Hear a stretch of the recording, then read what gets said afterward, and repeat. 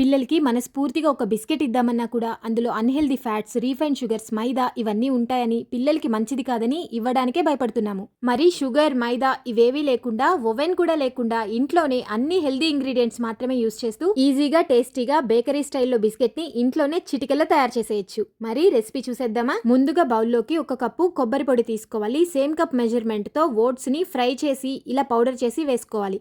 అలాగే శనక్కాయ పప్పులు కూడా ఫ్రై చేసి పౌడర్ చేసి వేసుకోవాలి. ఇప్పుడు చిటికెడు ఉప్పు, కొద్దిగా ఇలాచీ పౌడర్, అలాగే 2 టేబుల్ స్పూన్ల నెయ్యి. స్వీట్నెస్ కోసం నేను డేట్ సిరప్ వేసుకుంటున్నాను. మీరు షుగర్ పౌడర్ వేసుకోవచ్చు లేదా హనీ కూడా వేసుకోవచ్చు. ఇలా అన్ని ఇంగ్రీడియంట్స్ వేసుకున్న తర్వాత మొత్తం బాగా కలిసేలా ఇలా కలుపుకోవాలి.